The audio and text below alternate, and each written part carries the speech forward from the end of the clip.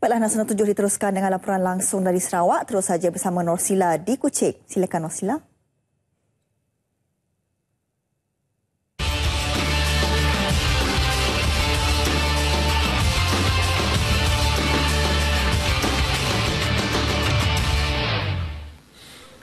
Assalamualaikum dan salam sehati sejiwa.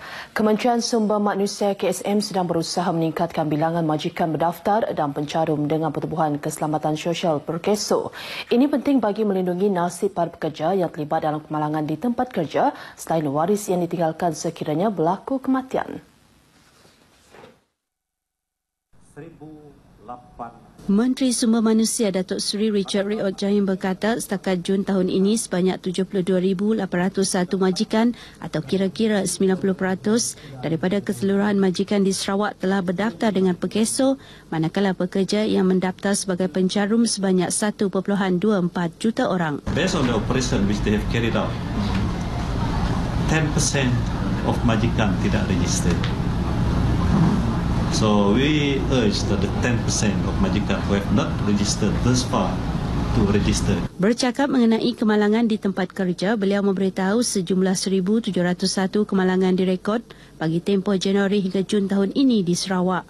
Manakala penerima faedah Perkeso atas pelbagai punca dan situasi termasuk hilang upaya kekal, faedah orang tanggungan, faedah pengurusan mayat, pencen dan bantuan ilat seramai 26,213 orang. Datuk Seri Richard bercakap pada sidang media selepas merasmikan pejabat Perkeso baru di Muka. Pejabat ini merupakan pejabat ke-8 di Sarawak dan ke-48 di negara ini. Lebih banyak kawasan rukun tetangga KRT perlu diwujudkan di Bandar Miri, terutama di kawasan baru seperti Pemerajaya sebagai langkah memperkukuh lagi jalinan kerjasama dan perpaduan masyarakat. Menteri Muda Perhubungan Datuk Lee Kim Shen berkata kawasan Permajaya mempunyai lebih 16,000 buah rumah yang mana KRT perlu diwujudkan di setiap 1,000 rumah di kawasan berkenaan.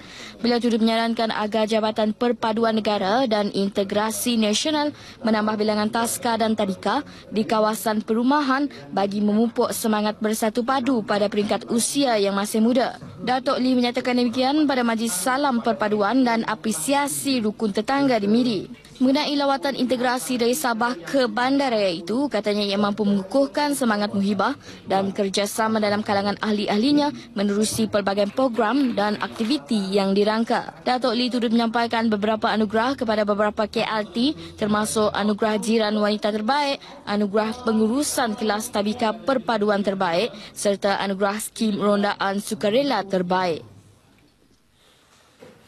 Sementara itu, penguasaan kemahiran literasi dan numerasi Linus amat penting bagi anak-anak di tahap prasekolah dan sekolah rendah bagi melahirkan pelajar yang berjaya dan modal insan berkualiti.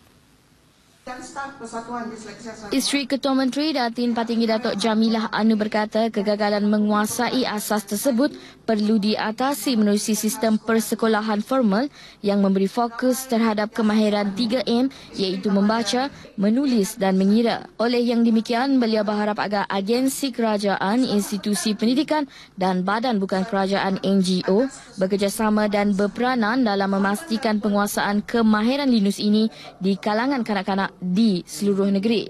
Teks ucapan beliau disampaikan oleh Ahli Parlimen Kota Semarahan Rubiah Wang pada majlis perasmian program literasi The Right to Read for All Children 2015-2017 yang berlangsung di SK Pendidikan Khas Kota Semarahan. Program ini merupakan satu inisiatif untuk memberi program literasi berasaskan kaedah phonics kepada kanak-kanak disleksia. Fasa pertama akan melibatkan kanak-kanak disleksia dari sekolah-sekolah di kawasan Kuching, Kota Semarahan, Serian dan Bau.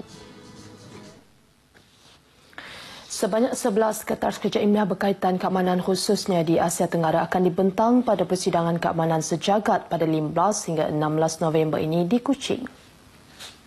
Hingga malam, Yang di-Ketua Majlis Islam Sarawak Datuk Putin Mazin berkata ia melibatkan 7 pembentang antarabangsa dan 4 tempatan. Jelasnya persidangan anjuran Majlis Islam Sarawak dengan kerjasama Pertubuhan Liga Dunia Islam itu akan menekankan dakwah Islam dan menentang kegiatan atau fahaman yang merugikan ummah. Beliau memberitahu demikian selepas mempengerusikan mesyuarat mengenai persidangan tersebut di Kuching. Yang di-Pertuan Negeri Tun Pen Sri Abdul Taib Mahmud dijangka menyempurnakan majlis perasmian. Dewan Bandaraya Kuching Utara DBKU bakal menyajikan warga Bandaraya Kuching dengan pelbagai aktiviti menarik sepanjang bulan ini. Antaranya program kejiranan mesra Bandar Selamat, Bandar Baru Semariang dan Rampangi pada 13 dan 14 November selain Hari Integriti dan Inovasi DBKU pada 24 November ini.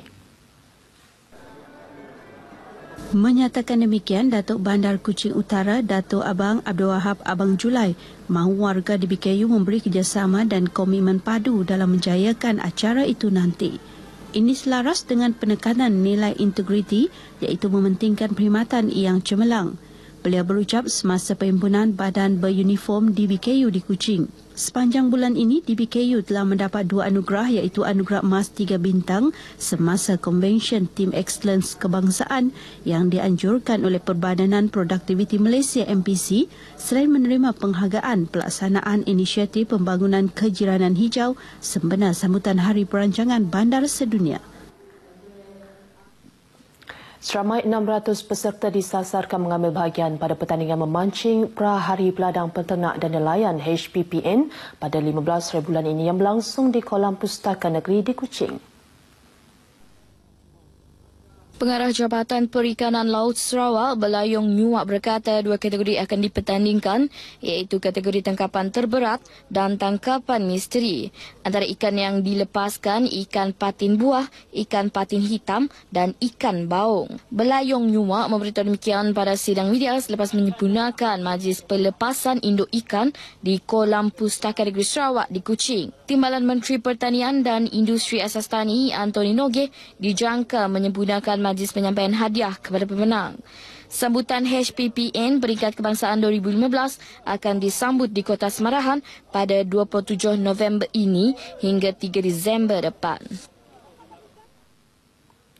Baik, saudara, seterusnya kita beralih ke segmen agenda hari ini.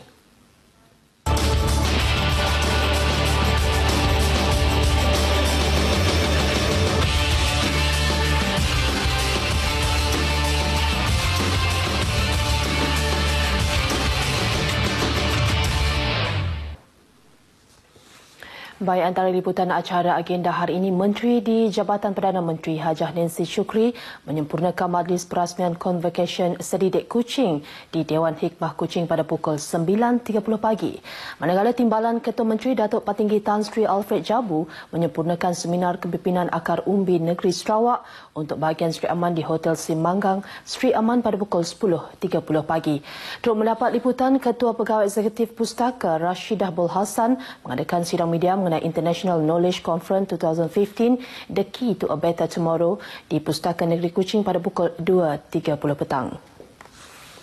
Demikian antara liputan acara dalam agenda hari ini. Untuk berita seterusnya, kembali ke Angkasa Puri bersama Dilaila.